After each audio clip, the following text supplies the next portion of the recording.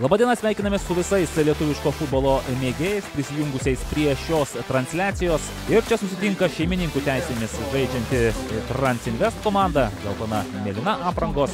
Jų šios dienos varžovai Kauno rajono Hegelman ekipa. Praėjusiame sezone lygoje 4 kartus. Pažiūrėkime dabar, pražanga. Taip. Donatas Šimėnas pasiruošęs.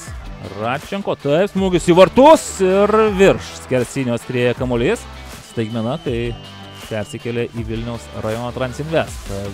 Donatas Kazlauskas, ar gali iš kairės, bando ir Ernest Černevski. Mės 5 įvarčiai, palaukime dabar. Leo Ribeiro nusprendžia atlikti perdavimą ir galbūt šiek tiek pergudravo pats save. Brazilas galėjo smūgiuoti vartus, Kojičius. Dar vienas jo perdavimas, visiškai laisvas ir pirmasis įvartis.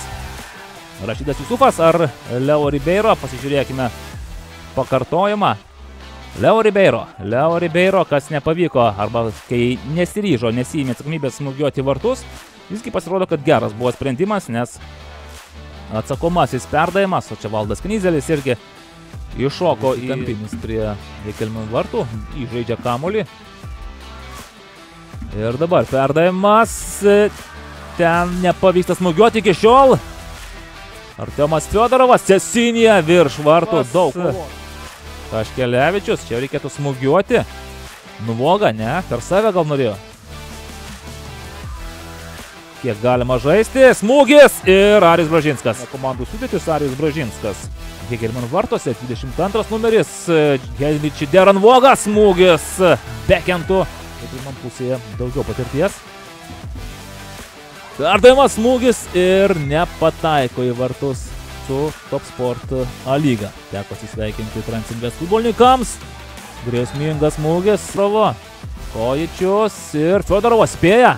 Ar bus smūgis? Čideranvoga ir bravo Arijus Bražinskas. Sinija. Idėjasas, smūgis ir kurgi kamuolys, ne. Juozas Lubas ir šį kartą Arijus Bražinskas. Ir vėl Arminas Čivilis užtikrintai laimi šią dvikovą. Klysta Ignas Kaškelevičius, Kaderas iš kairės, ne. Cesinija įsilaiko ant kojų. Veržiasi į priekį ir Džoričius be abejo pasiėmė geltoną kortelę ir eina iš aikštės.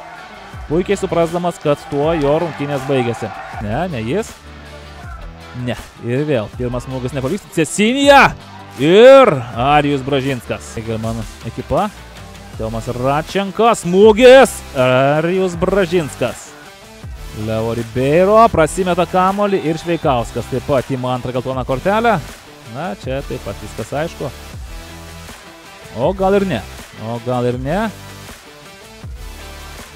Kampinis. Ir viskas. Kampinių kelti nebereikės. Švenčia pergalę Kauno rajono Hegelman. Triumfuoja tikrai labai sunkios, daug jėgų pareikalavusios iš abiejų komandų rungtynės, daug kovos.